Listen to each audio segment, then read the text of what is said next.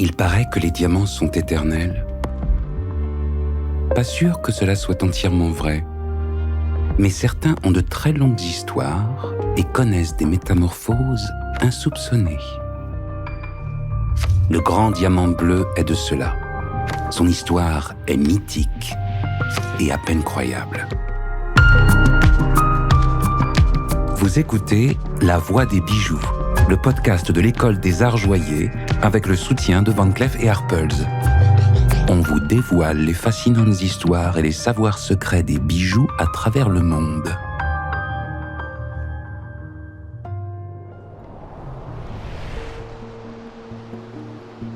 Notre voyage nous fait aller de l'Inde du Grand Mogol aux rives du Nouveau Continent, du Versailles de Louis XIV aux échoppes des plus grands joailliers. Un diamant gros comme un fruit et dont le bleu envoûte et ensorcelle. Un diamant dont les aventures sont dignes des 1001 nuits. Il a suscité le désir et la convoitise pour apparaître et disparaître. C'est l'un des diamants les plus connus au monde et peut-être le plus mystérieux, qui a bouleversé l'existence de tous ceux qui se sont approchés de lui. À commencer par celui qui l'a découvert, un aventurier du siècle de Louis XIV, un Indiana Jones des pierres précieuses, Jean-Baptiste Tavernier. Son histoire nous fait remonter aux origines de ce diamant bleu de légende.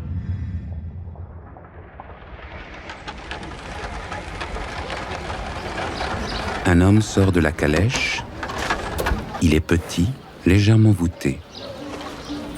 Il fait un rapide tour de l'horizon. Le château de Versailles est en plein chantier. Les grandes eaux viennent d'être achevées. C'est l'hiver et les bassins sont au repos.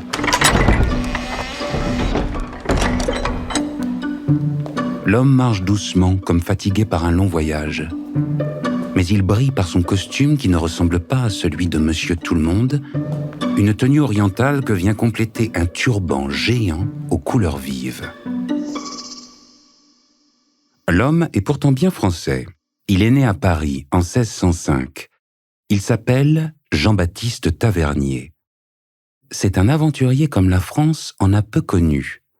Il revient d'un voyage de 4 ans. Il est au sommet de sa gloire et il s'apprête aujourd'hui à rencontrer le roi de France. Alors l'aventure commerciale de Tavernier, en fait, je parlerai d'une aventure d'une vie. Cécile Lugan, docteure en histoire de l'art, autrice d'une thèse sur Jean-Baptiste Tavernier. Parce que Tavernier est vraiment né dans cette idée de voyage. Dès son adolescence, il a commencé par faire un tour à travers les pays européens.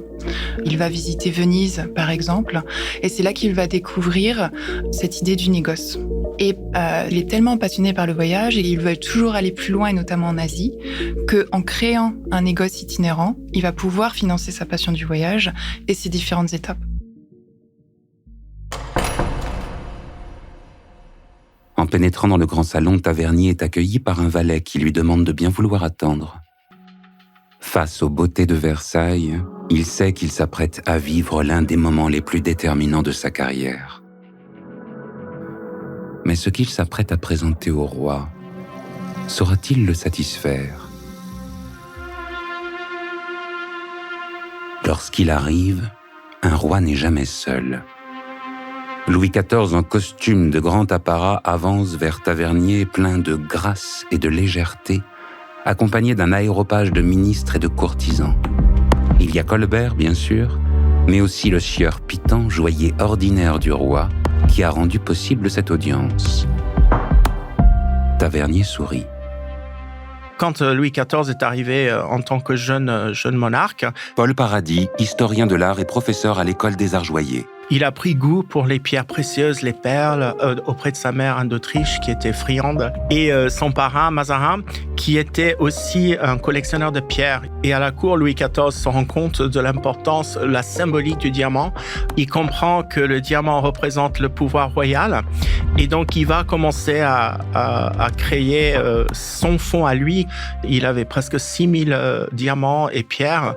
Il portait les diamants sur ses boutonnières. C'est Saint-Simon Cosimo, qui était le grand chroniqueur de l'époque, il a dit: le roi entra dans la galerie, son habit était garni des plus beaux diamants de la couronne.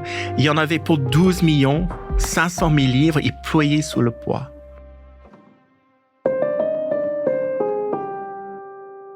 Tavernier ne se fait pas longtemps prier pour narrer ses aventures par le menu détail. L'homme est un conteur né et ses histoires font rêver. Il décrit ainsi les splendeurs de Smyrne et de sa citadelle de velours, la majesté du mont Ararat. Il raconte la longueur infinie des caravanes de chameaux dans le désert, la chaleur suffocante de Bandar Abbas et la traversée si périlleuse du golfe Persique. Puis il décrit l'Inde, les immeubles en briques de Surat et le sublime palais du grand Moghol à Delhi, ce souverain sans égal en Asie à qui il a vendu des perles achetées en Perse et qui lui a permis d'assister aux fêtes les plus somptueuses qui lui aient jamais été données de vivre, jusqu'à ce qu'il découvre Versailles et ses beautés. Décidément, Tavernier sait parler aux grands de ce monde. Il ensorcelle tous ceux qu'il croise.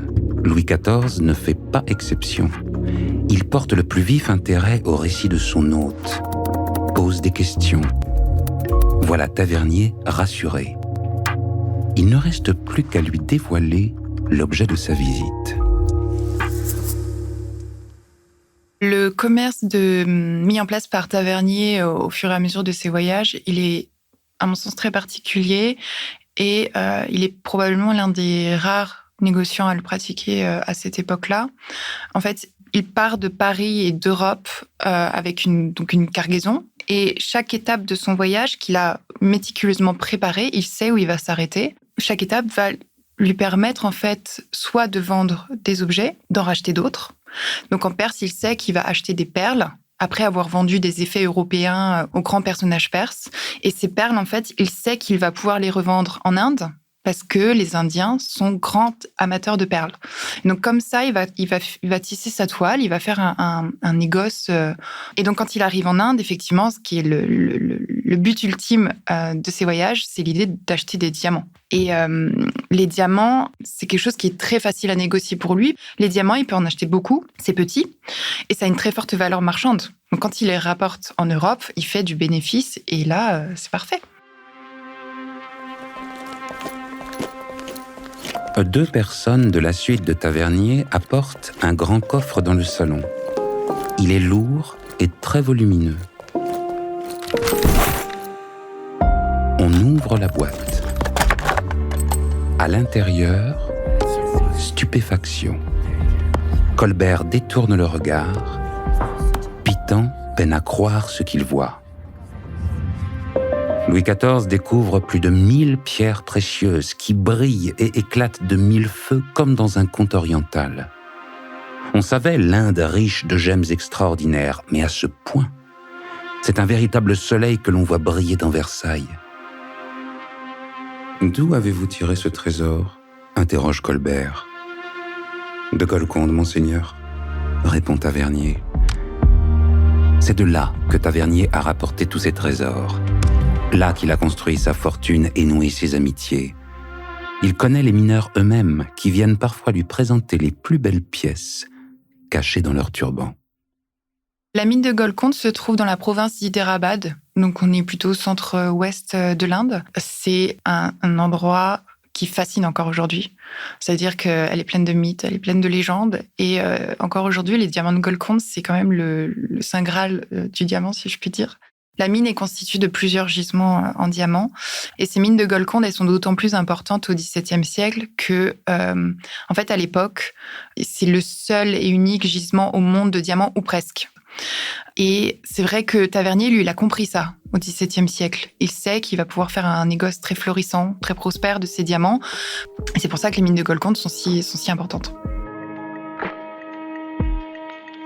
Cette boîte pleine de diamants n'est pourtant qu'un avant-goût de ce qui se prépare. Mais en bon commerçant, Tavernier termine sa présentation au roi par ce qu'il estime être la plus belle pierre de sa collection, son chef-d'œuvre. Elle devrait beaucoup vous plaire, votre majesté, sa couleur est faite pour vous. Tavernier ouvre une petite enveloppe de tissu. La pierre scintille comme une comète dans un ciel noir. Il tend la main et fait tourner la gemme dans la lumière du soleil. 1000 éclats de bleu éblouissent les yeux. La pierre est grosse comme un œuf de caille, taillée de façon irrégulière. Elle ressemble à une découpe éclatante de ciel bleu. Ce diamant, on a une hypothèse que peut-être le fait qu'il soit bleu, que c'était une des raisons pour lesquelles le diamant n'a pas été retenu par les Moghols. Ils préféraient les diamants incolores. Il faut savoir que la couleur bleue, dans l'histoire védique, dans les mythologies indiennes, c'est une couleur, je dirais peut-être même maléfique, parce que c'est associé à Saturne. Et Saturne, c'est une connotation négative. J'ai la conviction que ça jouait un rôle dans le fait que Tavernier ait pu acquérir ce diamant de 115 carats moderne, parce que c'est vrai, un diamant de cette taille-là était complètement inouï. Cette pierre est faite pour le roi Soleil. Il ne semble pourtant pas aussi enthousiaste qu'il devrait l'être. D'où vient ce diamant ? s'enquiert le roi. C'est un secret, votre majesté, répond le marchand. Mais pourquoi est-elle si irrégulière ? C'est une taille à l'indienne, votre majesté. Comment se fait-il qu'elle ne brille pas plus ? On pourrait faire 1000 fois mieux, répond Pitan, électrisé par la pierre qu'il prend entre ses doigts. Je vous promets de la faire briller comme jamais aucune pierre n'aura brillé. Vous en ferez le symbole pur et souverain de votre pouvoir. Nous y mettrons le temps qu'il faudra, mais cette pierre brillera pour vous comme un soleil. La manière de considérer la valeur d'un diamant en Inde et en Europe est vraiment différente. C'est-à-dire qu'en Inde, les Indiens préfèrent les grosses pierres. C'est-à-dire qu'ils vont essayer de moins possible les tailler. Alors qu'en Europe et notamment en France, à l'époque, c'est qu'on commence à savoir comment tailler le diamant pour lui apporter toute sa brillance. Et donc, quitte à perdre du poids sur la pierre, on va chercher à optimiser ses propriétés. Satisfait, le roi demande à Colbert de régler les détails comptables. Louis XIV remet la pierre entre les mains de Jean Pitan, le diamantier de la couronne. Pour la gemme, c'est une nouvelle aventure qui commence.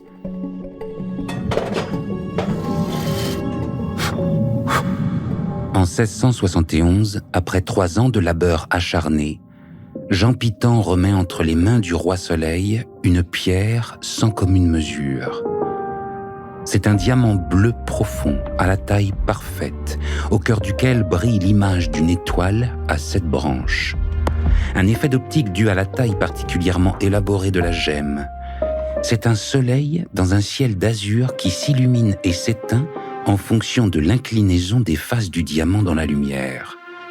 C'est le symbole absolu du pouvoir et du rayonnement d'un souverain sur ses sujets.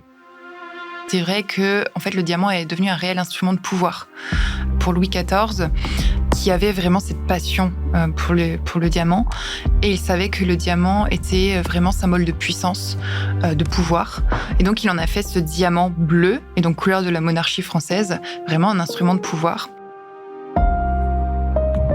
Pour les grandes occasions, le roi Soleil tient entre ses mains le bijou. C'est un honneur suprême que de le voir briller. Mais ce diamant, qui aurait dû trôner pour l'éternité parmi les joyaux de la couronne, ces trésors inaliénables, va vivre encore des aventures extraordinaires.